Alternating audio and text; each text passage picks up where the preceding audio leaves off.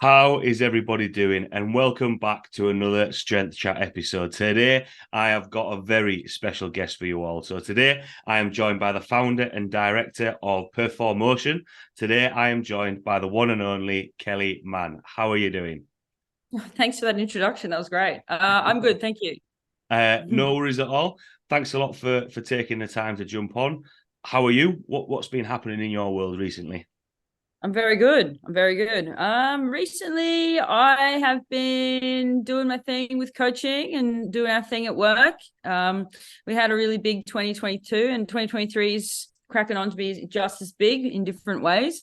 So I've been laying some foundations at work with systems and stuff, and we're about to start comp season here with the states. So we had New South Wales Women's States last weekend. We've got Men's States this weekend, and we've got Queensland States. A lot of competitions coming up. So that's pretty much it on that. Lots of coaching going on. Pretty Nice. much that's about it at the moment. Yeah. Taking Plenty of my things to dog keep you busy walks. then.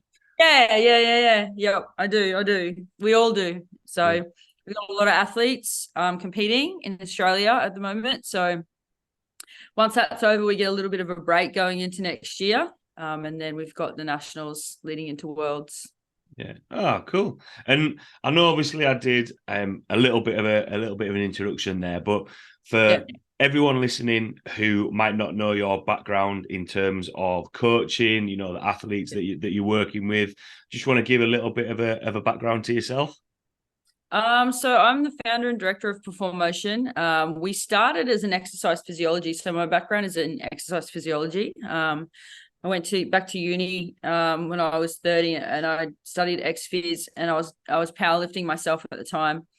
And I ended up getting really injured to the point where I couldn't continue the sport. I had end up needing a shoulder reconstruction, and it was just from not really looking after myself and not really following a program that was suited to me at that time and pushing through that. So when I went to uni, I was in uni when I needed the shoulder reconstruction. I thought, well, I really like powerlifting and I really like this rehab part. And I can see there's back then it was like 2017. So everyone was like doing 5 by 10 linear progression without any break back then, right? So there was a lot of walking injured people, a lot of people carrying injuries all the time, especially in Australia.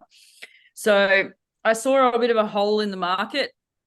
And by the time I finished my fourth year, I was already booked out with a whole heap of powerlifters. Sorry, I'll just turn off my WhatsApp. With a whole heap of powerlifters that were broken. So that just took off. And then I was working in powerlifting gyms, and I was still powerlifting myself, but I'd given up competing at that stage because competing didn't really suit it for me. I really preferred the other side Yeah. at that time, which was supporting coaches with the rehab part and also doing a little bit of coaching myself on the side. I probably had about 10 to 15 people that I was coaching at that side too, that from my PT days, PT personal trainer here. Yeah. So then I got to the point where I was like, well, I need some help with this. So I hired Tom, who's been working with me from day one. And he was doing exercise physiology as well with powerlifters. He was really into strongman. And then from there, we just kept growing to the point where someone would get full and I'd be like, all right, I need to hire someone else. Then in 2021, we needed to move into the facility we're at now. And I was approached by someone, Stephen Day, who I've known Stephen for a very long time. He approached me and said, look, there's a hole in the market for online coaching. I know you guys are really good and you got an awesome team. I'd really like to come on and attack the online coaching realm. At first I was like, nah, I don't know, because it was in the middle of COVID. And for some reason, I can usually foresee stuff when it comes to business and holes in market, but I really didn't see the online coaching hole in the market here because there wasn't much. Yeah. And then that was in 2021, and the start of 2021 with the online coaching was slow. It was really slow.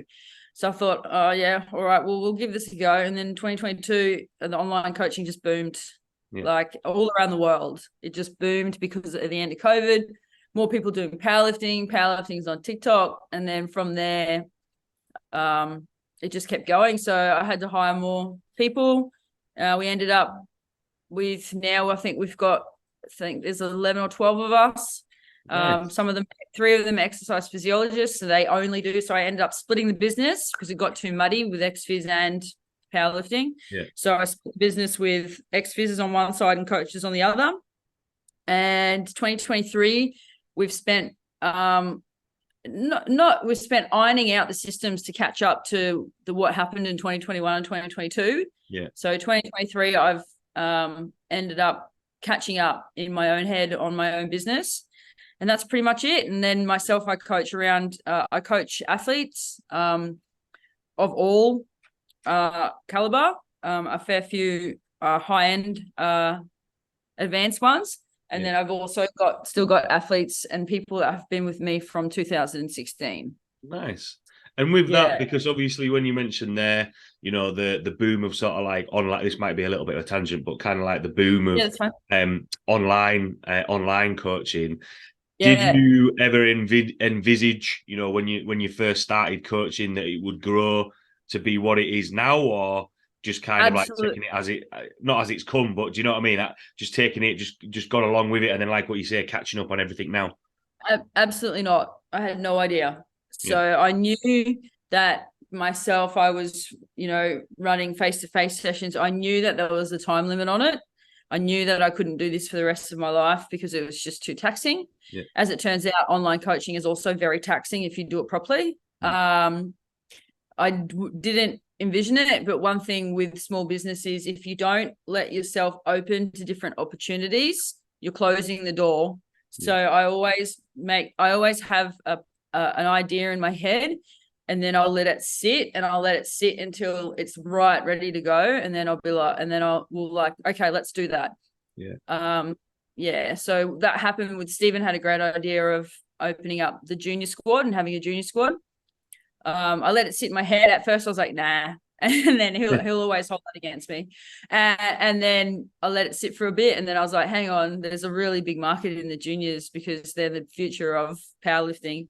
Yeah. So now we've got a lot of juniors that will stay with us for a long time if we keep providing a really good service for them. Yeah. So all in all, no, I didn't expect it. I don't think anyone did really. Yeah. But you know, at the moment it's, you know, it's not phasing out, but it's the plateau of it now because you know, there's only so many people who will do online coaching. So there's a, you know, we need to think about what our next step is now in terms of a business strategy, which is what I'm in the middle of at the moment. Yeah. Oh, cool. And with that, and this is just from, you know, conversations from other coaches. You mentioned there, you know, catching up on things from a business point of view. Obviously, trying to balance coaching and running a business. How have you kind of find that? Is there any challenges that you face with that being? Because I know. For a lot of coaches, you know, there's that coaching head of, you know, I'm going to be able to help this athlete, help this client, but then the business side of things, you also need to carve out time to be able to do that as well. Yeah. So 2 things that I've always lived by is get help.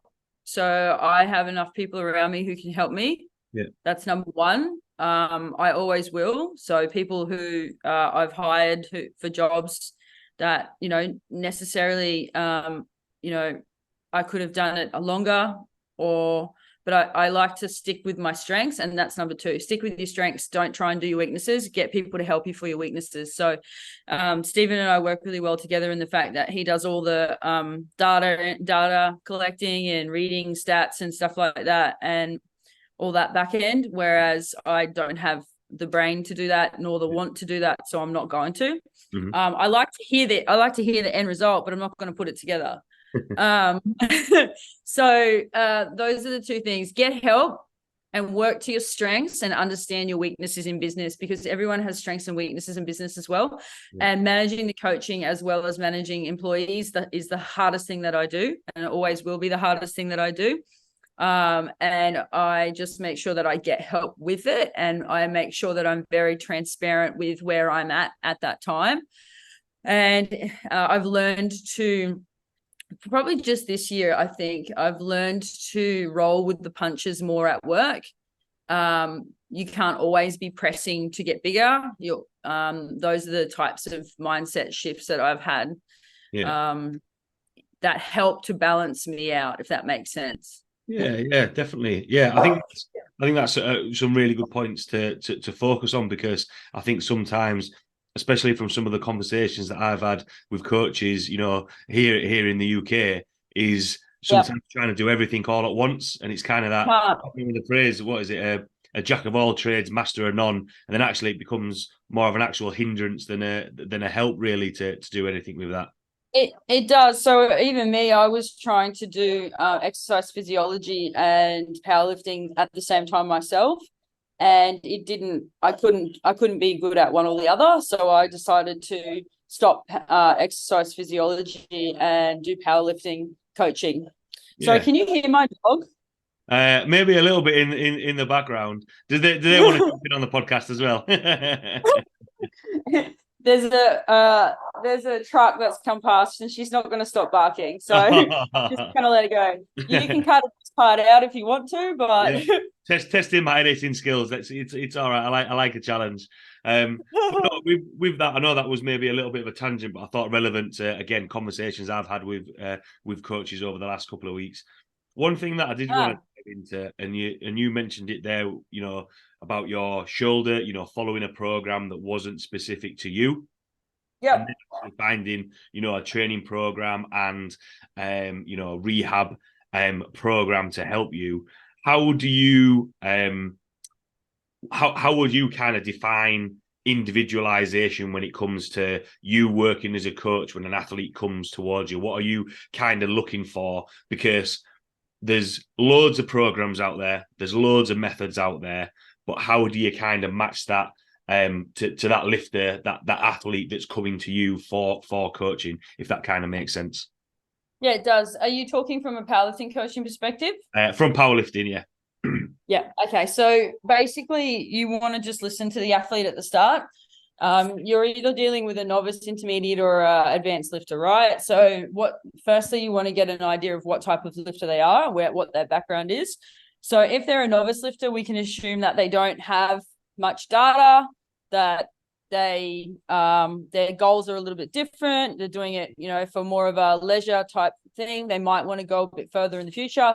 So those are the types of things I'm going to take into perspective. I'm going to take in first.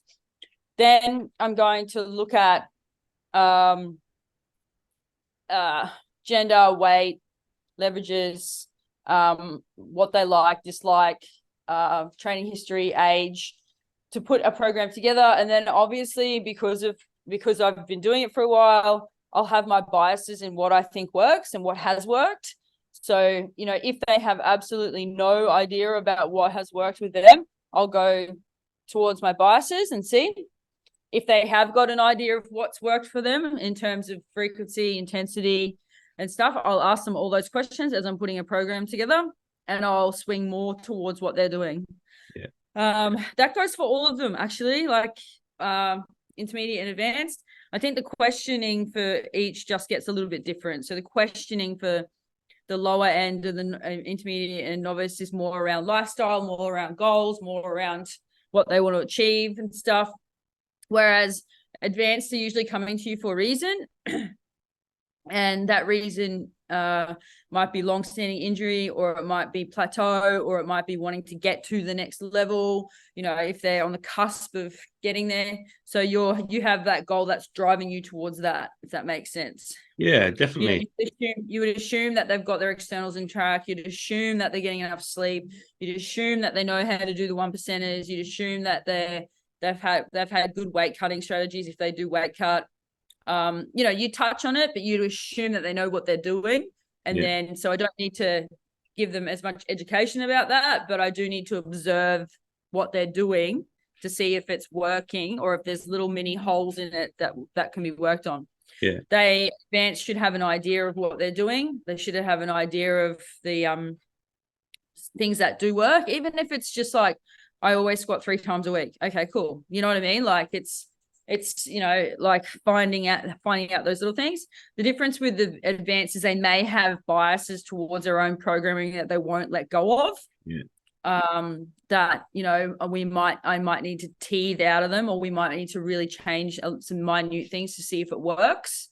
That's pretty much the differences there, but it's always going to come back to gender, weight class, I'm saying, size, leverages, age, training history, progress in competitions, and coaching history. What type of, the industry has some, people who do it similar. So, you can always get if you ask them who they were with or what type of program they have run, you can get an idea of what their strategies have been like towards the platform. Yeah.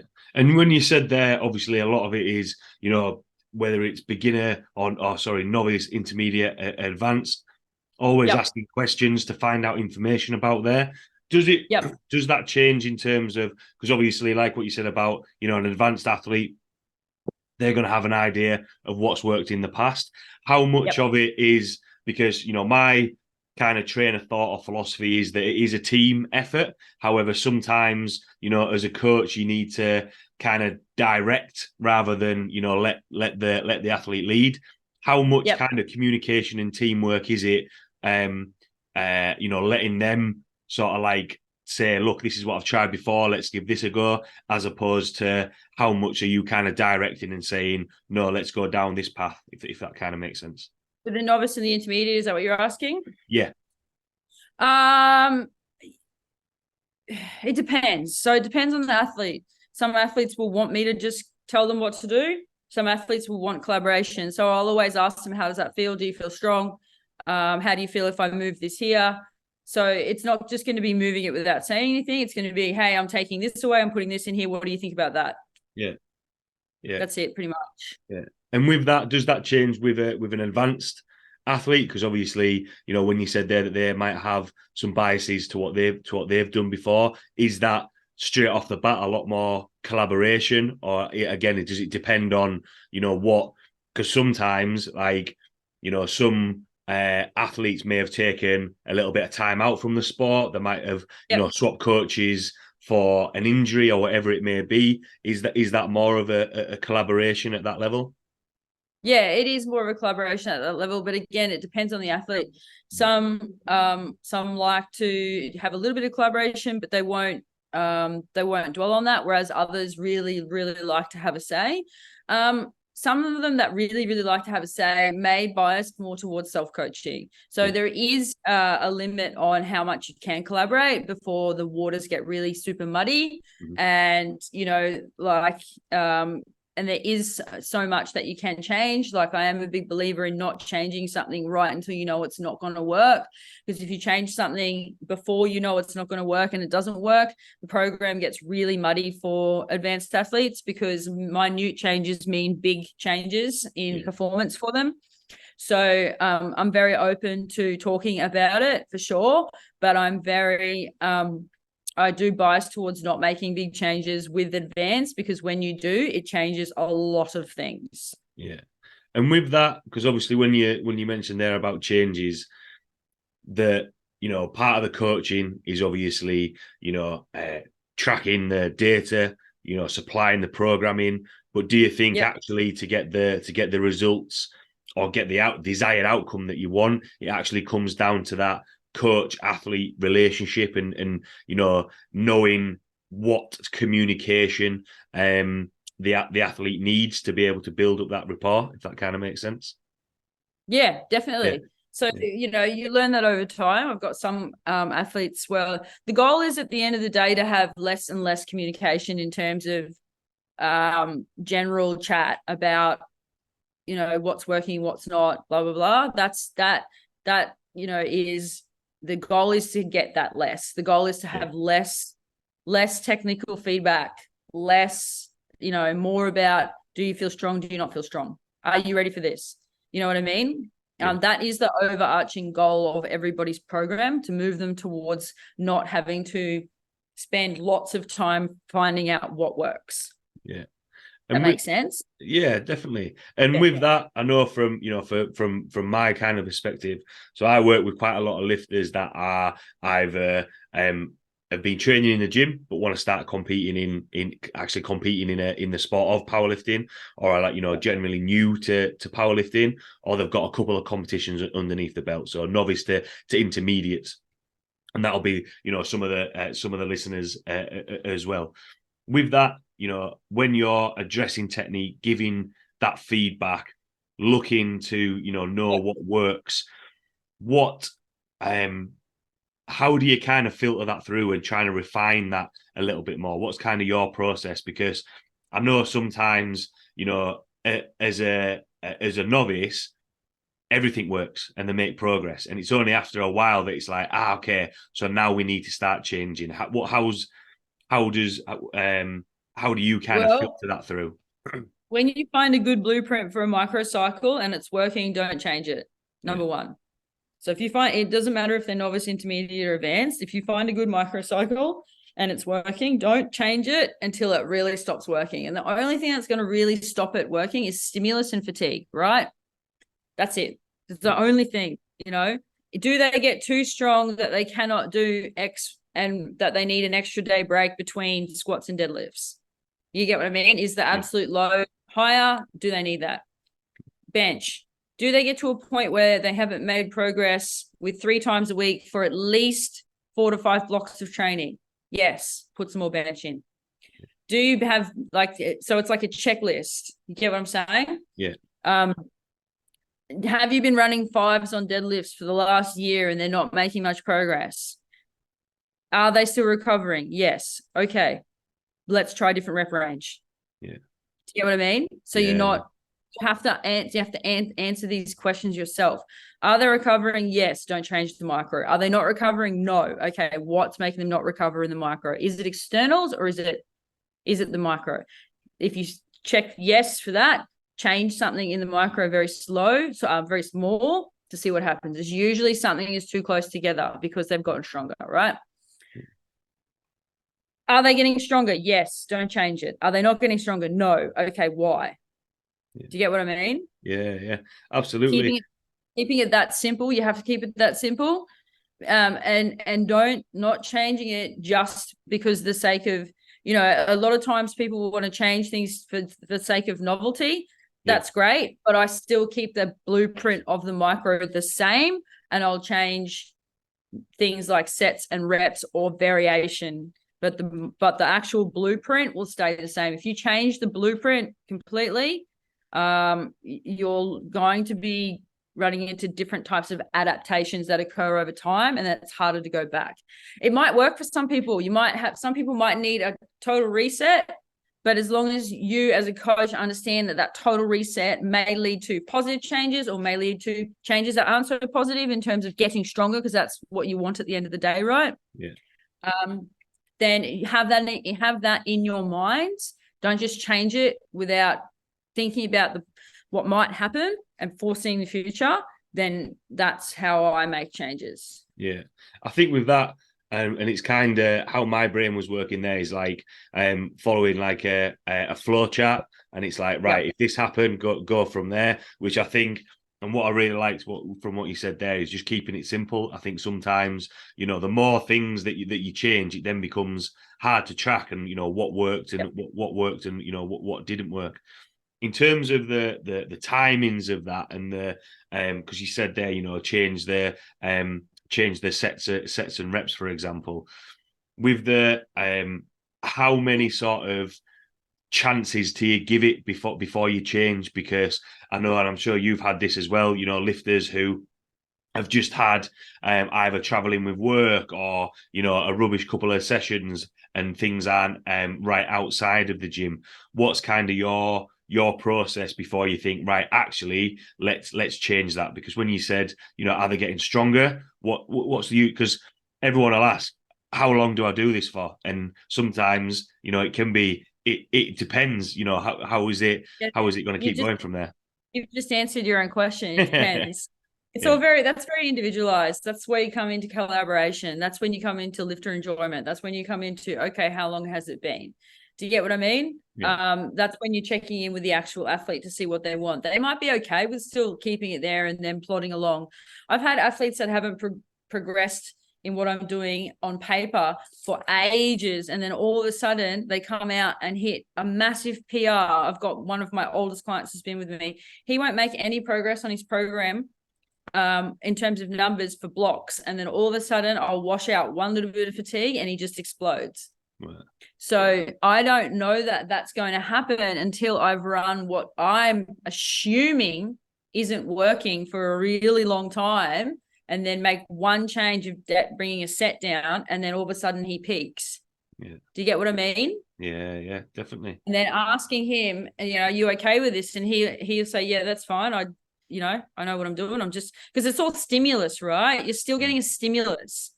If it's not progressing, you're still getting a stimulus, and you need to change something to wash out some fatigue somewhere. Yeah. It doesn't mean it needs a complete overhaul. It just means something, and it can be as small as one set. Yeah. That's where you just talk to the athlete and say, how are you feeling? Do you feel like you're getting stronger? They might say, yeah, I feel like I'm getting stronger. But it might be like, okay, if you feel like you're getting stronger, how come you're not putting load on the bar? And it might be something completely different. Or they might say, I prefer to train static. Oh, okay. You prefer to train static RPE. Let's do static RPE. Yeah. Okay. Does that make sense? Yeah. And with that, because just going back to what we spoke about at the start about, when you're first working with an athlete, asking those questions, finding out a little bit more information. What I'm kind of taking from that is that it's going to take a little bit of patience and trust in the process.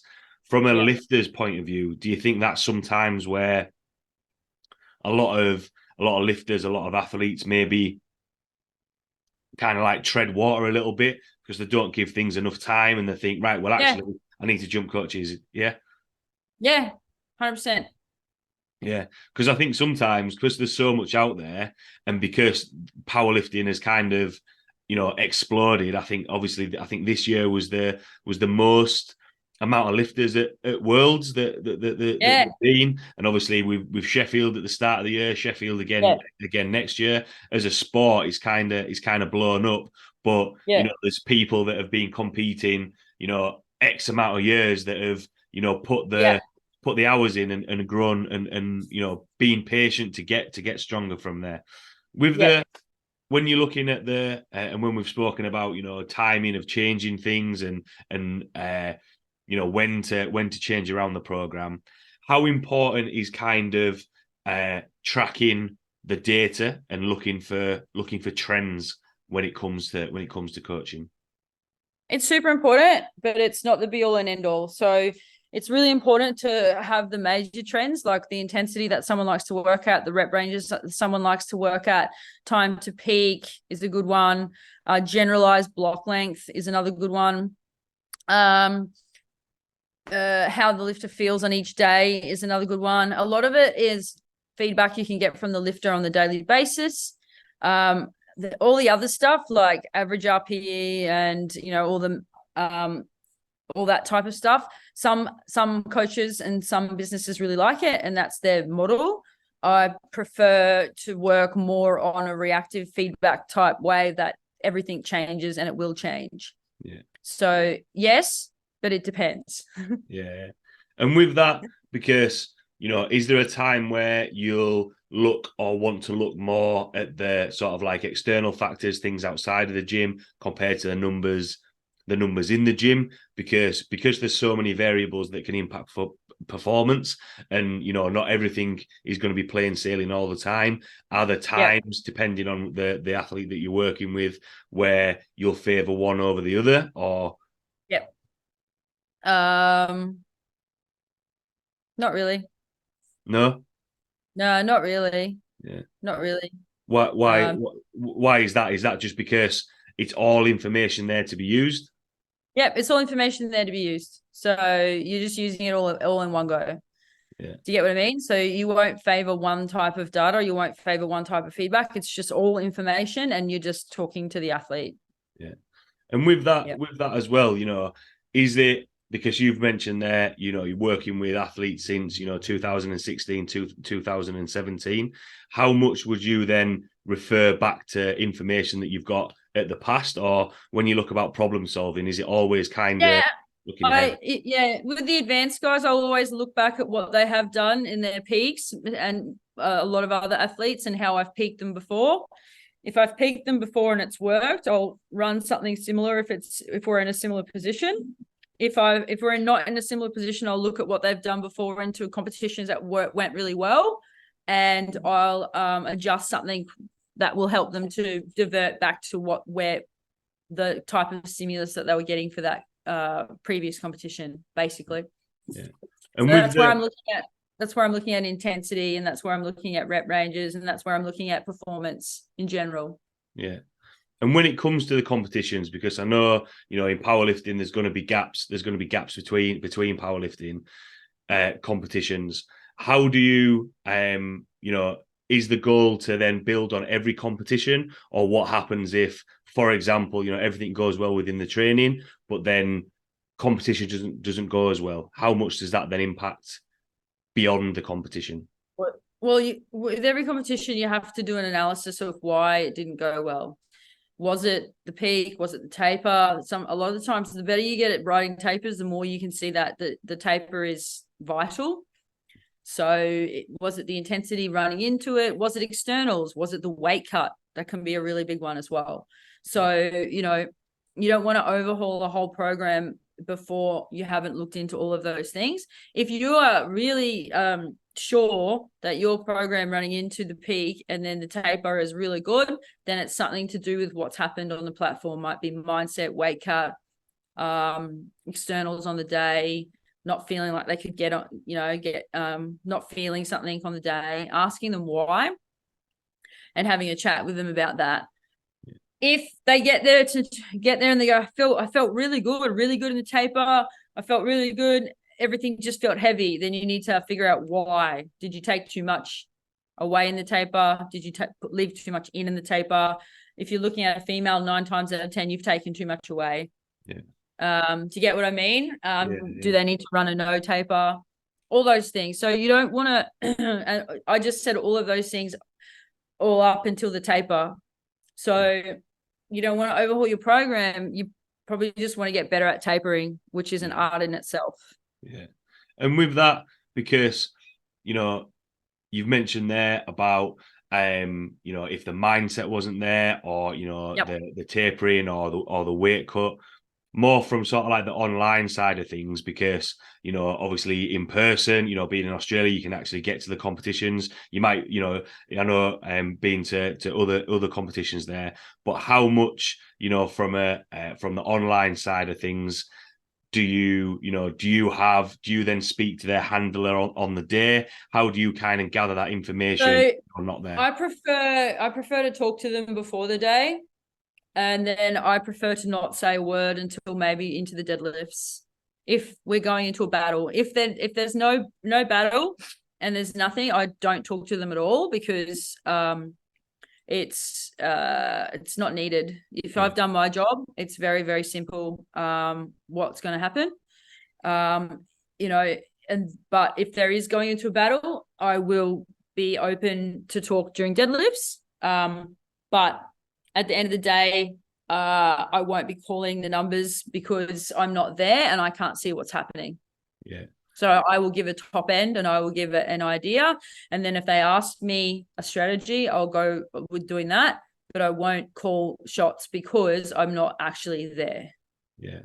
And is that something that, something that you would look to want to maybe change with that, in terms of speaking to, if they've got any people handling them? Because I know, the kind of game day handling is becoming is a skill in itself, or in terms of just the coaching and the programming, like what you said there, is it just a case of, look, this is the plan, this is what we're going to do, leave it to them on the day? Yeah. Again, I'll open it to how much they want to talk to me. Yeah. So if they want to talk to me, I'll have it open. If they don't, then I won't. Yeah. So yeah, it depends on how good they are at multitasking. It also depends on how advanced at game day handling they are, because the better you get at game day handling, the less anxiety and emotion you have in it. Yeah. So if it's a type of handler that there's a lot of anxiety and emotion in it, I'll say less. Yeah. And do you find with the athletes that you've got now, do you find that a lot of them do, speak to you on on competition day, or is it? Totally, yeah, totally individual. Yeah. Yeah, totally individual. So it depends on the type of lifter they are. Some lifters do not like to have their phone on at all, and they like to stay in the zone.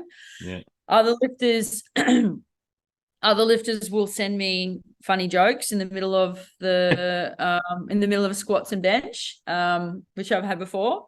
Yeah. Whereas others spend too much time on their phone, and I'm telling them to get off and get into the zone. So it's all very individualized, and a game day itself for the athletes is something that they get better at over time.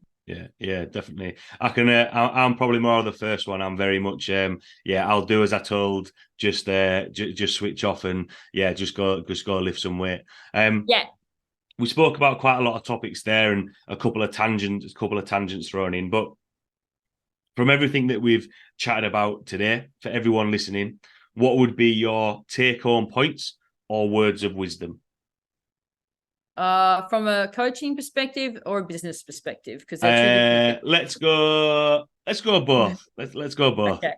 I think what I just said, in business, it's really important to, if you're wanting to grow, to open yourself up to different opportunities and not get stuck in black and white thinking. That's number one, I think. Don't make the decision and have it in your head, and then when you're ready to pull the trigger. And then coaching is, don't be afraid to try different things, and also set your expectations and boundaries very early, and keep to them. And then, because that's a mistake I made, which is a lot of coaches made. And then there was one more. Don't change the program until you're really sure it's not going to work. I think there's some good take-home points and words of wisdom on both sides there. Thanks a lot, Kelly, for taking No worries. the jump on. For anyone who has any questions about what we've chatted about today, see the content that you put out there, or reach out to you for coaching, where could people find you or reach out to you? Instagram. So Kelly Mann _PerforMotion is my handle. Nice. Cool. Thanks a lot for taking the time to jump on today. Really enjoyed chatting with you today. Thanks a lot for listening, and I will see you all next week. No worries. Thank you.